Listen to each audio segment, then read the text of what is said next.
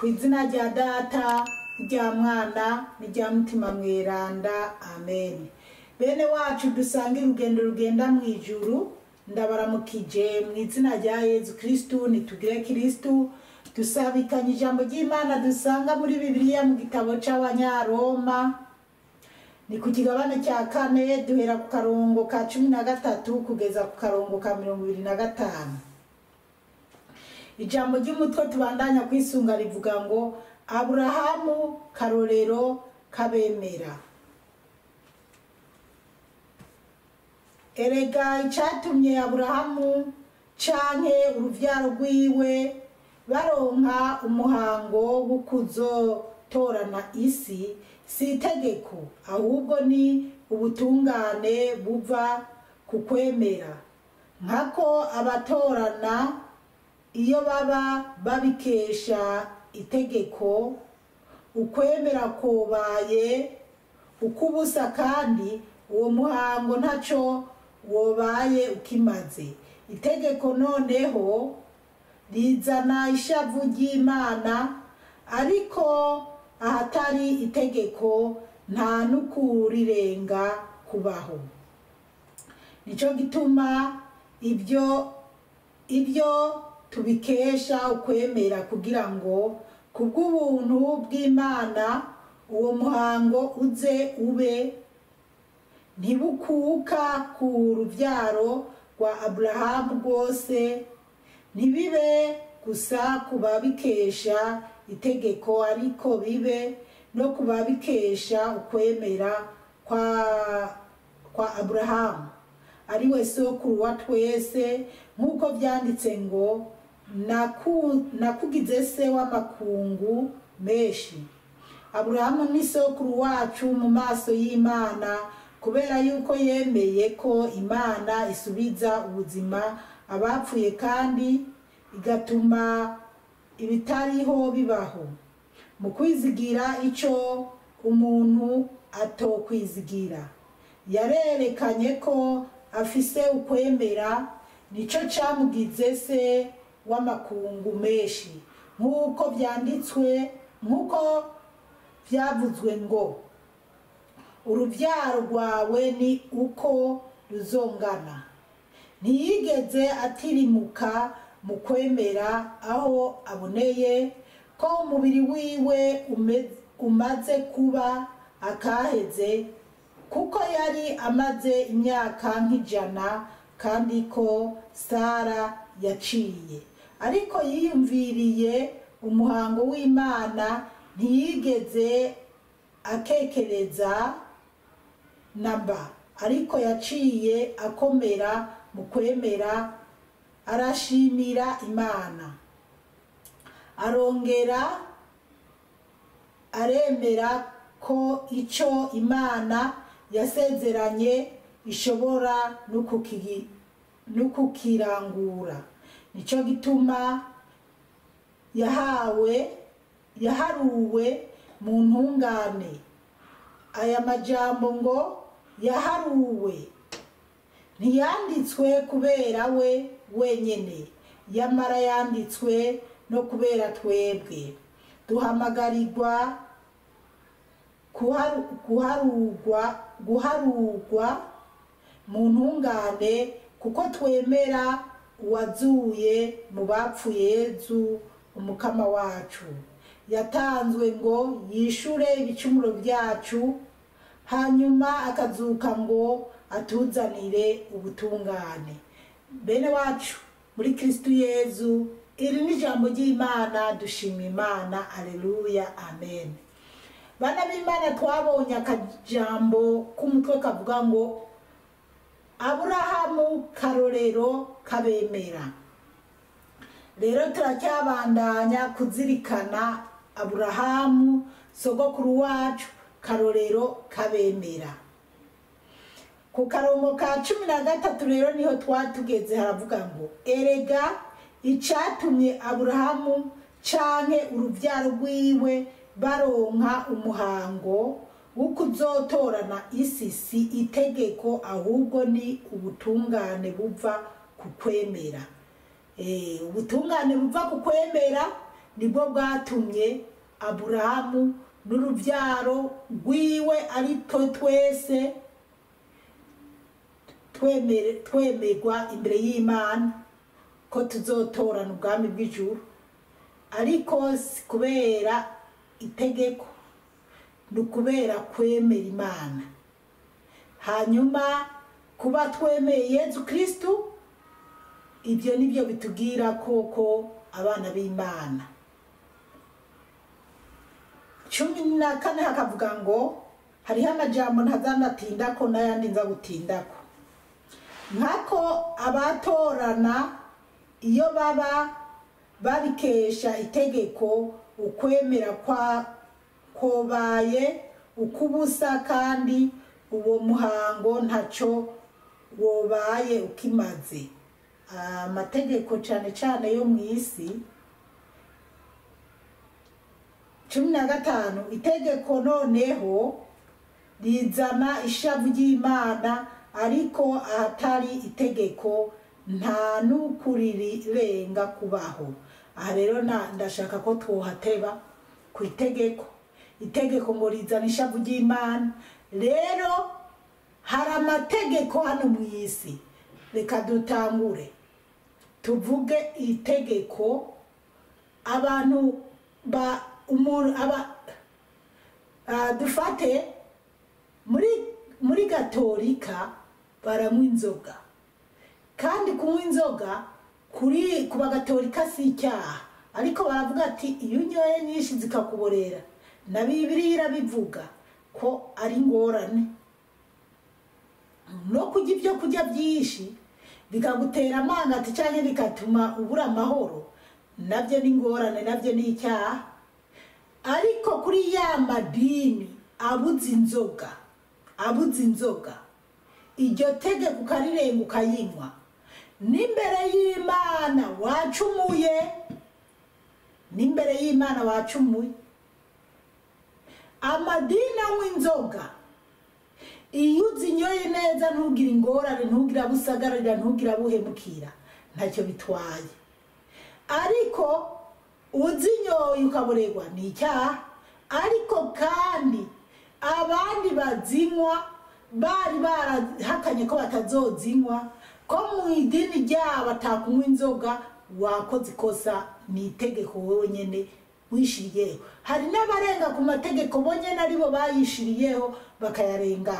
Aho rero iba ari ingorane imbere yawe n'Imana. Tubandanye. Ariko ahatari itegeko nta n'ukurirenga kubaho. Ngo ariko ngo ahatari itegeko nta n'ukurirenga kubaho, kuko ahantu nyimbata amategeko yo kunywa inzoga hari, y'ubusambanyi hari, yo kudatukana, mbese amategeko atandukanye. Iyo atahari, ubwo nyene nta kibazo kiba kihari, nta ngorane ziba zihari. Ariko iyo hari amategeko muze nk'ubu dufate abantu batwara amamodoka, reka tuvuge ngaha muri Australia. Muri Australia kirazira gutwara imodoka wanyoye inzoga. Bagupimye bagasanga wanyoye inzoga, baraguhana. Kandi iyo ubirenze ko nyene wakoze amakosa n'imbere y'Imana, wakoze ikosa n'icyaha, iryo tegeko nyene riragufata, kandi nyene n'imbere y'Imana wakoze iryo kosa. Hariho ibimenyetso biri ku mabarabara. Nyimba ugomba gutwarira imodoka ku 50, ukaza gutwarira ku 60 cyangwa ku 70, ufashwe urahanwa, kandi n'imbere y'Imana wakoze ikosa kuko warengeje speed, kuko bavuze ati gendera ku 50, kuko babona hari uruza rw'abantu, haraca abana se, abana bavuye ku mashure, ese ibarabara rimeze gute, genda bukebuke.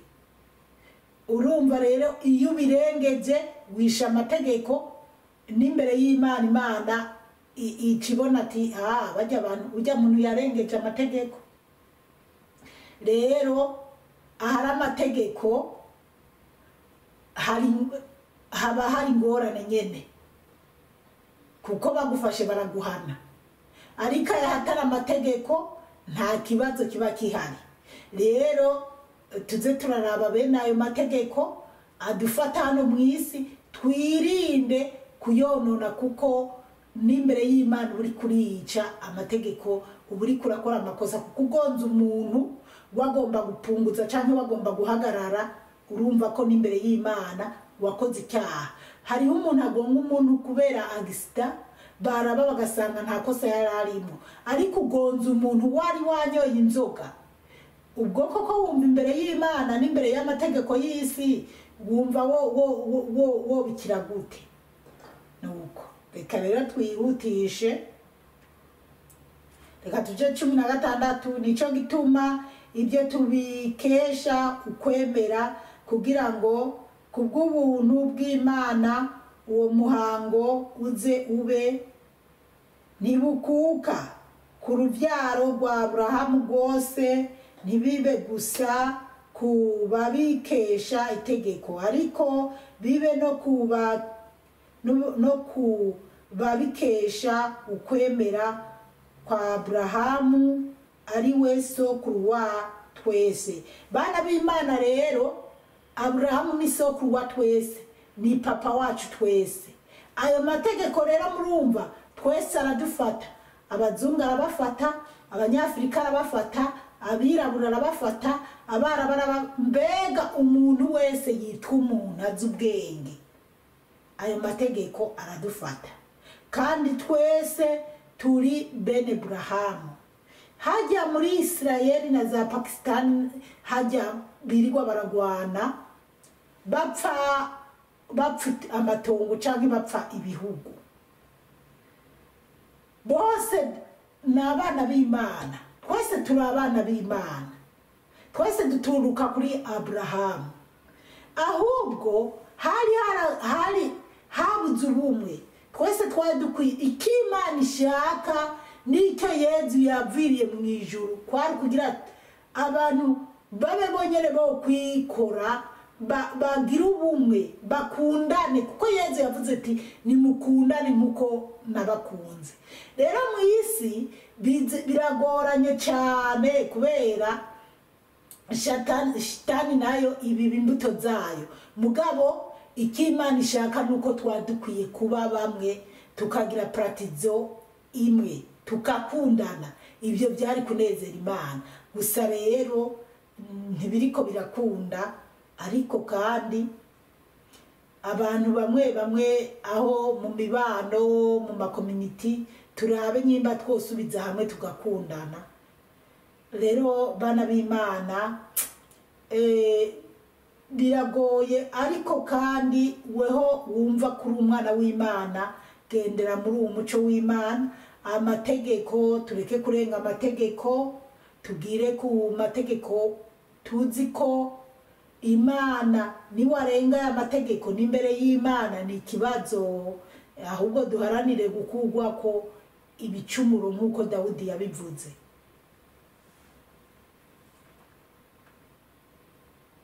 Cumi n'indwi aravuga ngo, nk'uko byanditse ngo, nakugize se w'amakungu menshi.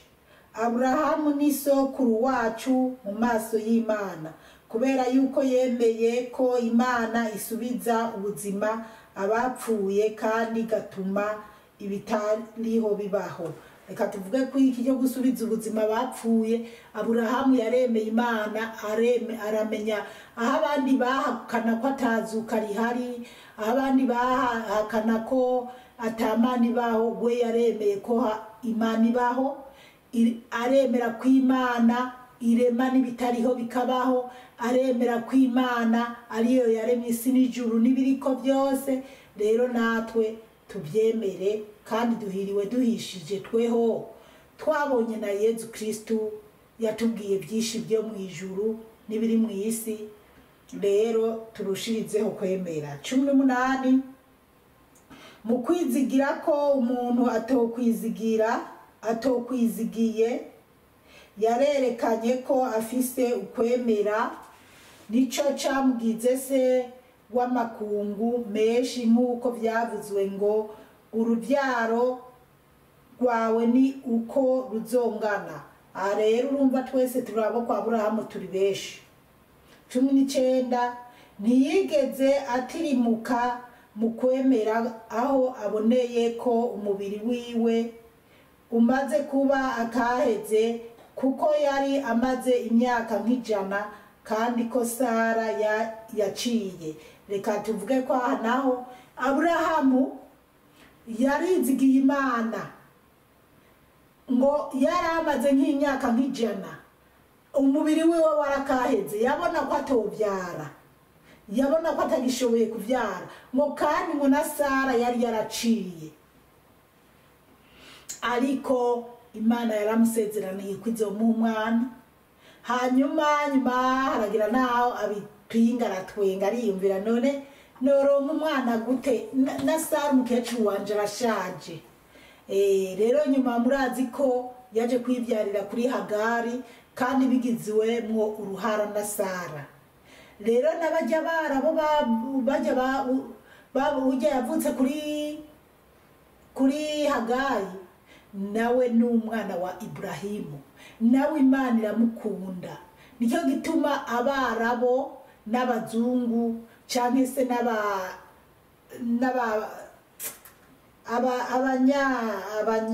abanyesirayeli bose bari bakwiye gukundana, kuko ni bene mugabo umwe. Noneho rero bica bizamo n'abirabure mbese ubwoko bwose bw'abantu. Rero bana b'Imana, Sara yari yaraciye kubyara, yari umukecuru, yabyaye Ishimayeli, yabyaye Isaac gusa. Ariko Imana yabanye na Sara. Hari abamama mwihebuye bantu b'Imana, ndashima Imana mw'iyi minsi hariho abantu bashingiye inahe ko bibungenze, hari n'ababonye ibibondo. Imana ihabwa icyubahiro cyane. Kwizera kurarema, kwizera gutuma Imana ikubonamo ikintu gikomeye. Kutabyara, kumara imyaka 20-30 utarabyara, si uko Imana itabikeneye kubyara, ahubwo hari igihe twebwe twihutisha ibintu, kandi Imana ishaka kuguha umwana ari special, azoba afise ikintu bihuriye ko n'Imana. Sara umwana wiwe yari special. Hanyuma Anana Yohakimu nyina wa Bikira Mariya na se wa Bikira Mariya, umwana wabo Bikira Mariya yaje ari special. Yohani nyina wiwe Elizabeth yaje ari special. Abana dusanga ujya mwana wa Bamanuma yaje ari special. Rero hari igihe Imana iteba kuguha urubyaro, kuko Imana ikigutegura, yifitiye ikigushaka ko uwo mwana azoza ari special. Rero bana b'Imana, mwebwe mwatebye gusama, mwebwe mwatebye kubyara, bigendemo neza mwihanganye, kuko icyo nzi cyo nuko nzi ko mu muryango uwo mukobwa ashatse makamara umwaka wa mbere, imyaka 2, imyaka 3, haba hari ikintu kidasanzwe muri uwo muryango. Umuntu aratukwa, hari abagiye baganirira ngo barambwira yuko navuye iwacu nari maraya, ngo imbuto zamezemo Itegeko bakimenya aricyo impamvu nagibyara, ariko bageze aho barasama, baravyaye. Hari n'abandi babibamwo nyuma bakagera aho bakumva basamye. Hari n'abandi bataragera igihe cyo gusama, ariko umwanya wari wose Imana izobaha umwana. Itonde, tekereza, umwanya wari wose Imana izoguha umwana. Gusa ndazi neza ko abari muri izo ngorane mu miryango ntibaba borohewe bashatsemo, ariko tuze turabyihanganira. Uruvyaro ruva ku Mana. Iyo ugiye kuzana abana mu bapfumu bakubera ibindi, haba ari igihe ari umwana avuye kwa Sekibi Satani, atari umwana avuye ku Mana. Mugabo umugore wawe ataratwara inda, atarabyara, reka kumucura bufuni na buhoro, habyara Imana. Ni nk'uko ubyara abakobwa gusa, induru mu rugo, ngo ibyo byana by'abakobwa, ibyo bikobwa byabo babikira sibo nari nkeneye. Oya, tekana n'abakobwa n'abana nabone bavuye ku Mana, kandi nabone hari ikimana iba yarabapangiye. Abavyara abahungu gusa ugasanga n'intambara mu rugo. Ibyo byose akira, ibyo byose uko bije, wowe ubibe musenga, ibisigaye birekera Imana. Haleluya, amen. Sara rero urumva ko yaravyaye Isake, mbere nyuma Aburahamu, Sara amaze no gupfa, Aburahamu yaravyaye n'abandi bana kandi yari umutama. Ariko hasa isezerano ry'Imana ryari ryarabwiye Aburahamu uti Isake azuzuza isi, kandi wowe nyene nawe uzovyara abana benshi buzuza isi. Tubishima Imana. 20 twihutishe mu gusoma.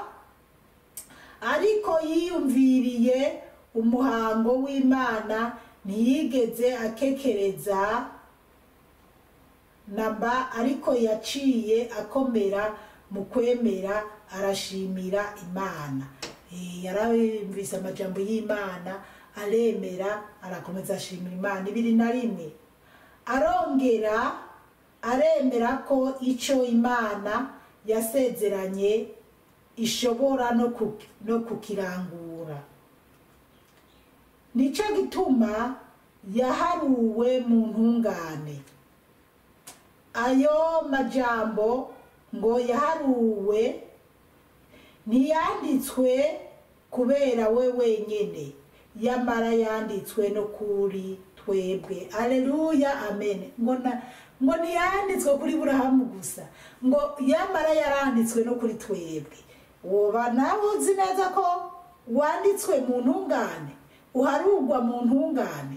Raba nyimba hari aho ufise udukosa, udukosore, Imana iguharure mu ntungane, kuko mu ntungane si Aburahamu gusa, murumva harimo n'abandi. 24 duhamagarirwa guharurwa mu ntungane. Haleluya, amen. Ngo duhamagarirwa guharurwa mu ntungane, kuko twemera uwazuye mu bapfuye, Yezu umukama wacu. Haleluya, amen. Ngo kuko twemera Imana, ngo twemera Imana yazuye Yezu umukama wacu mu bapfuye. Murumva rero bana b'Imana ko abari muri Yezu Kristo, abemera turahiriwe. Twarumvise ko umuntu naho yabafise ibyaha bimeze gute, yari umugome, yari umuntu mubi, ko aciye bugufi imbere y'Imana, Imana ibimuhanagura ko akaba mu ntungane, akaharugwa mu ntungane. Rero ibicumuro ntibiduteye ubwoba, ahubwo tubihebe, tuje ku Mana.